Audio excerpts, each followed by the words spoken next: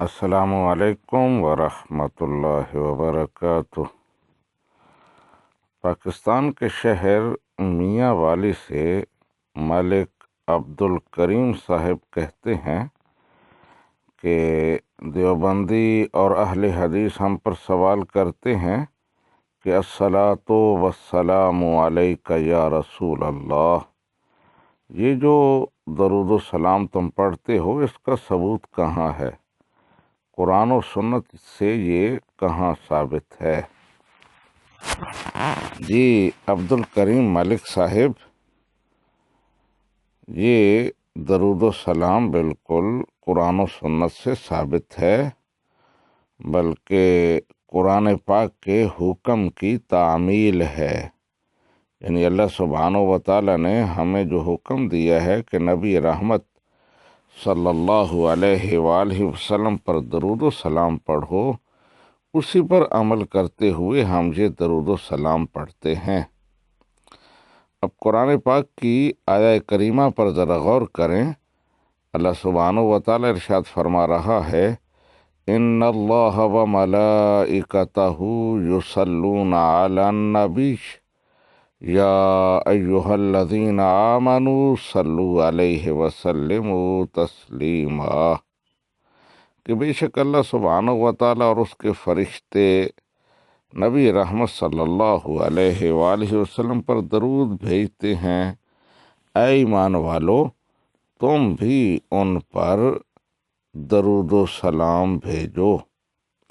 اب یہاں اللہ سبحانہ و تعالیٰ نے حکم دیا ہے ہمیں کہ تم درود و سلام نبی رحمت صلی اللہ علیہ وآلہ وسلم پر پڑھو۔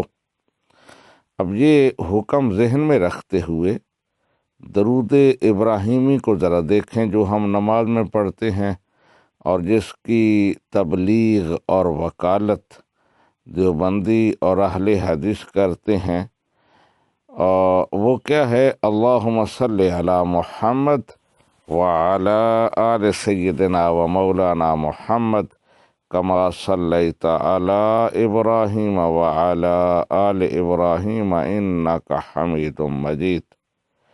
اس کا مطلب یہ ہے کہ اے الہ العالمین، جس طرح تو نے نبی رحمت صلی اللہ علیہ وآلہ وسلم کے جد امجد حضرت ابراہیم علیہ السلام اور ان کی آل پر درود و سلام بھیجا، رحمت نازل فرمائیں، اسی طرح نبی رحمت صلی اللہ علیہ وآلہ وسلم اور آپ کی آل پر رحمت نازل فرما۔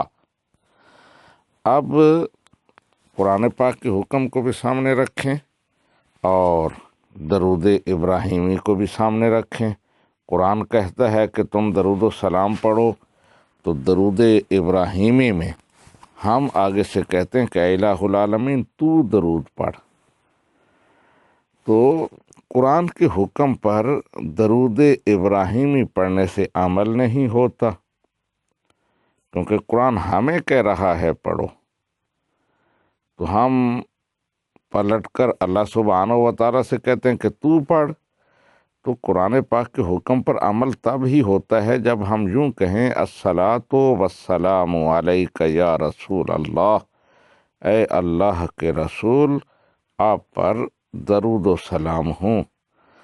درود ابراہیمی نبی رحمت صلی اللہ علیہ وآلہ وسلم نے نماز کے لیے سکھایا اور اس پر ہم عمل کرتے ہیں، نماز میں پڑھتے ہیں، ویسے بھی پڑھتے ہیں، تو اس کی نوعیت الگ ہے۔ اور یہ جو قرآن پاک نے ہمیں حکم دیا ہے اس کی نوعیت الگ ہے، اور اس پر اس کی تعمیل یا اس پر عمل تب ہی ہوتا ہے جب ہم اپنی طرف سے نبی رحمت پر درود و سلام بھیجیں اور یوں کہیں کہ الصلاۃ والسلام علیک یا رسول اللہ، اے اللہ کے رسول، آپ پر صلاۃ و سلام ہوں۔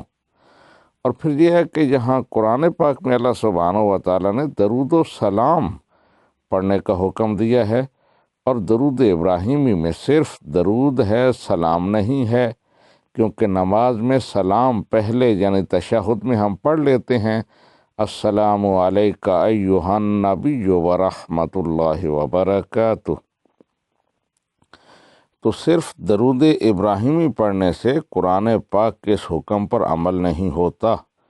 قرآن پاک کے اس حکم پر عمل تب ہوتا ہے جب ہم پڑھیں الصلاۃ والسلام علیک یا رسول اللہ، اور پھر یہ کہ درود پاک کے لیے کوئی صیغہ خاص نہیں ہے، جس انداز میں آپ اچھے سے اچھے انداز میں درود پاک پڑھ سکتے ہیں پڑھیں، کوئی ممانعت نہیں ہے۔